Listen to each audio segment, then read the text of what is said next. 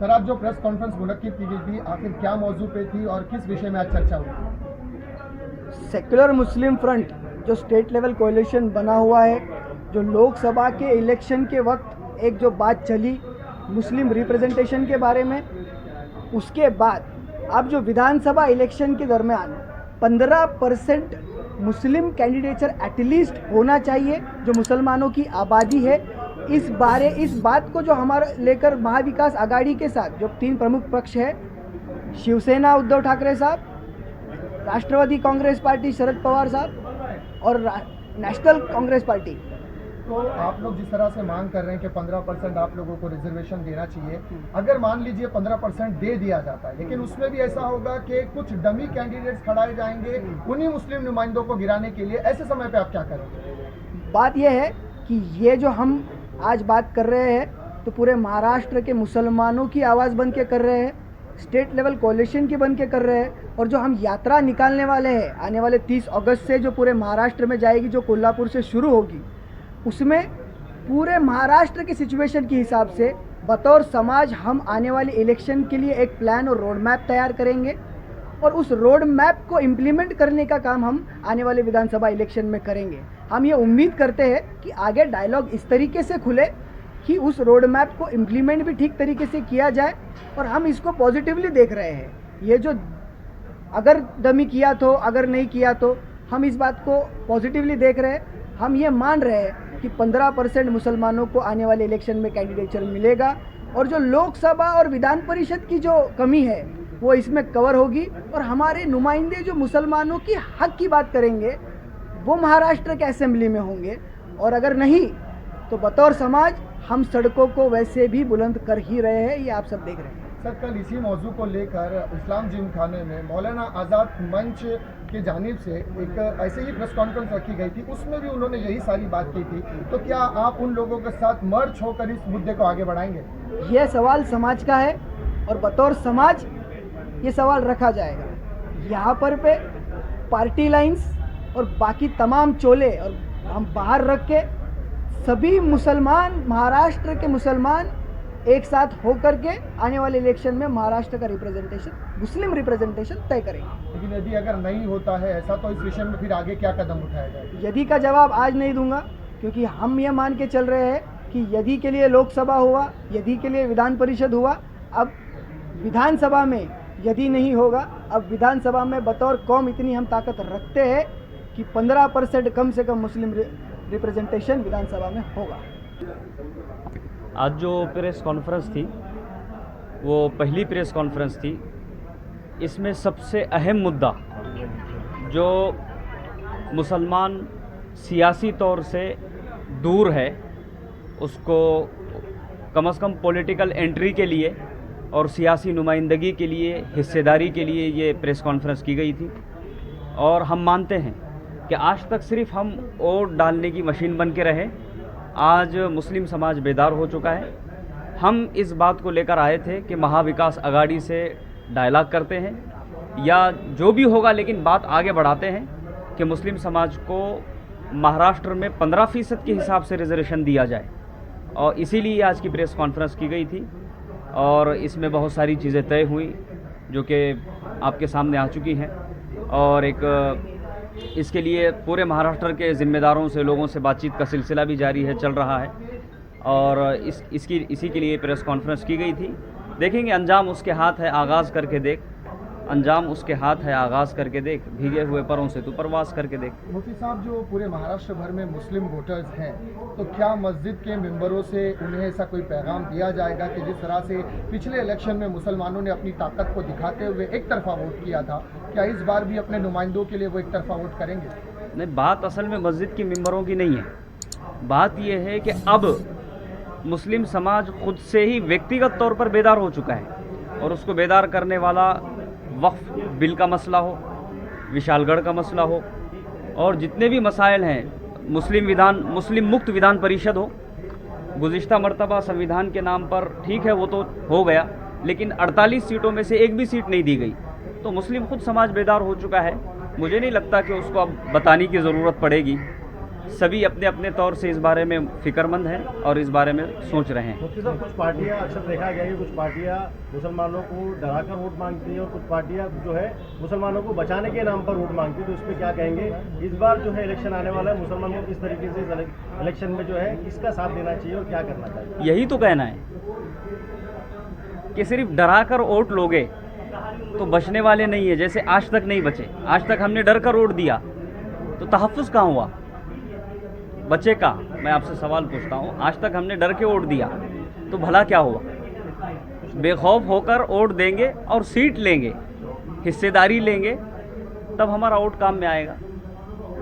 मैं आपके माध्यम से कहना चाहता हूं कि पिछले लोकसभा इंतखाबात के वक्त ये मूवमेंट हमने सेकंड जो फेज की जो लिस्ट आई थी उसके बाद हमने शुरू ये किया कि हमने उसमें देखा कि 48 सीटों के अंदर एक भी महाराष्ट्र से मुस्लिम कैंडिडेचर इन्होंने नहीं दिया था। तो हमने इनसे गुजारिश की कि अगर आपको वाकई में 400 पार से बीजेपी को रोकना है और 300 पार अगर आपको जाना है तो आपको मुसलमानों को साथ में लेकर चलना पड़ेगा। और ये मूवमेंट वहाँ से शुरू हुआ और आखिरी जब 2 दिन पहले भी हमने इनसे बात की तो मलिक अर्जुन खड़गे जी ने ये कहा कि मैं आपको इसका वादा करता हूं कि आने वाले विधानसभा में अभी वक्त निकल चुका है, हम आपको आपकी आबादी के मुताबिक सीटें देंगे। तो हम ये चाहते हैं कि जो चूक हमारी उस वक्त हुई, क्योंकि हम एन इलेक्शन के वक्त आए, तो इसलिए हमने अभी से तैयारी शुरू कर दी है कि आपने जो वादा किया था वो वादा आप निभाने के लिए आप तैयार हो या नहीं। हमको आप एक डायलॉग हमारे साथ करो, एक राउंड बेस्ड कॉन्फ्रेंस हो जाए और आप बताओ कि आप कितने सीटें जो है 288 में महाराष्ट्र से मुसलमानों को दे रहे हैं। आप ये एक सवाल ये खड़ा होता है कि आप नुमाइंदगी मांग रहे हैं जी, तो आप किस तरह की नुमाइंदगी चाहते हैं, किस तरह की क़यादत चाहते हैं? कि इससे पहले जो गूंगी बहरी अंधी क़यादत हमारी रही है मुसलमानों की, क्या ऐसी क़यादत फिर आएगी? देखिए राशिद अजीज साहब, हम ये चाह रहे हैं कि जब देश आज़ाद हुआ था उस वक्त जो पार्लियामेंट में मुस्लिम क़यादत जो थी वो बहुत बड़ी तादाद में थी। हम ये चाह रहे हैं कि कम से कम ये टिकट देकर हमारे नुमाइंदों को असेंबली हाउस के अंदर भेजे तो सही, उसके बाद हम उनकी कारकर्दगी देख सकेंगे कि वो कितना हमारे उसूलों के ऊपर हमने जिस मकसद के लिए भेजा है उनको उस पर कारआमद है या नहीं है वो। और हम चाह रहे हैं नहीं हम तो ये चाहते हैं नहीं हाईली एजुकेटेड लोग हों, हाँ हाईली एजुकेटेड लोग हों, ईमानदार लोग हों और बहुत ही ग्राउंड रूट से वो सियासत में आए हों। हम चाहते हैं कि वो जाने के बाद बिना यानी किसी लाग लपेट के वो कौम मुस्लिम की आवाज़ उठाए। मेरे भाई क्या हम लोग क्या मुसलमान जो है, मुसलमानों की बात कर रहा हूँ भाई, मुसलमान के क्या हम हमेशा इसको आजमाते रहेंगे? 5 साल आजमाया, फिर आजमाया नहीं एमबीए तो अभी बनी ना रिपोर्ट कार्ड इनकी आप नहीं। अब तक तो कांग्रेस को देखिए, एमबीए बनने से पहले तो मुसलमान कांग्रेस को वोट दे रहा था महाराष्ट्र के अंदर, उसके बाद समाजवादी यहाँ ही उसको वोट देना शुरू किया उसने, तो शरद पवार साहब हट के राष्ट्रपति बनी, उनको वोट दिया। हम अभी महाविकास आघाड़ी जो है हम इसकी बात कर रहे हैं, तो महाविकास आघाड़ी की बात आपने की है, मैं समझता हूँ, मैं जल्दी वोट पे कहूँगा, मैं सवाल पड़ेगा, इसको क्वेश्चन नहीं हूँ, लेकिन अबू आसिम आज़मी ने अपनी नुमाइंदगी का हक अदा किया है और कोई नजर नहीं आता है। नहीं तो एक आवाज से क्या होगा? एक आवाज से हमारा असेंबली में बिल पास हुआ। नवाब मलिक साहब उस वक्त नुमाइंदे थे, असलम शेख नुमाइंदे थे, आशिम भाई नुमाइंदे थे, अमित पटेल नुमाइंदे थे, निशान नुमाइंदे थे। तमाम लोगों को हम लोगों ने कहा कि ये बिल की आवाज़ आप उठाएं, तो उतने बड़े सदन में एक मुंह के अंदर 32 दांतों में एक जुबान है, तो एक अबू हाशिम आज़मी नहीं, हमको कम से कम हमारे 15% मुसलमानों की आबादी के तनासुब से कम 65 अबू हाशिम आज़मी चाहिए। आपने ये उम्मीदवार की आप बात कर रहे हैं कि इस तरह के उम्मीदवार होना चाहिए। मान लीजिए कि आपकी पूरी बराबरी को अगर आपकी मांग पूरी होती है तो ये कैसे आप इसका अंदाजा लगाएंगे कि ये नुमाइंदा है जो जीत के जाएगा वो आपकी तवक्को पर पूरा होता है? नहीं, मैं कह रहा हूँ वो जीत के जाने तो दीजिए पहले वसीम साहब, जब वो जीत कर जाएगा बाद में तो देखेंगे। जब आप एग्जाम दोगे उसके बाद आपका जब सवाल के जवाब हम देखेंगे तभी तो आपको नंबर मिलेंगे। जीत के जाने का मौका तो दो, उनके लिए दरवाजे तो खोलो आप। लेकिन उम्मीदवार पहले भी पार्टी देती थी, हाँ, कितना % देती थी? मैंने तो अभी आपको बताया ना, नहीं 64 साल में 14 मुसलमानों को पार्लियामेंट हाउस में भेजा है इन लोगों ने। उम्मीदवार पहले भी पार्टी थी, हाँ, मुस्लिम उम्मीदवार, हाँ, आपकी डिमांड के बाद भी पार्टी ही उम्मीदवार देगी, हाँ, तो वो कैसे आपकी उम्मीदों पर पूरा उतरेंगे? जी, मैं ये कह रहा हूँ कि कम से कम इनको रेशियो तो देनी दीजिए हमको कि भाई हम 60 देना चाहते हैं, 25 देना चाहते हैं, 50 देना चाहते हैं। फिर इनके साथ बैठ के राउंड कॉन्फ्रेंस होगी। अगर इनके पास किसी पॉकेट से, लास्ट टाइम भी शिवसेना वालों से हमने ये बात कही थी कि अगर आपके पास आपका बेस जो है मुस्लिम बेस नहीं, उद्धव साहब का। इनका बेस जो है मराठी बेस था और इनकी पार्टी टूट चुकी थी, इनके पास कोई अच्छा मुस्लिम लीडर नहीं था। तो हम लोगों ने उनके इस जो शख्स आए हुए थे VR साहब, मैं उनका पूरा नाम नहीं लेना चाहता हूँ, उनसे हमने कहा कि आप प्रेस में बता दें ये बात कि आपको मुस्लिम कैंडिडेट नहीं मिल रहे हैं, तो हम एक कॉन्स्टिट्यूंसी से 2, 5, 10 अच्छे उम्मीदवार आपको देते हैं। आप देखिए कि आपके क्राइटेरिया में कौन ज़्यादा बैठ रहा है, आप पार्लियामेंट्री बोर्ड में फैसला करके उनको टिकट दीजिए। आपने आपकी जवाब एक सेकंड, जो हमारी मुस्लिम उम्मीदवारी को इन्होंने मुर्दा कर दिया गया है ना, पहले उसको जिंदा करने की बात करो। हमारी लीडरशिप की तुमने भी कई पार्टियों पे जनता ने भरोसा किया, पार्टियों ने क्या किया, मगर तो हमारी लीडरशिप ही खत्म कर दी गई।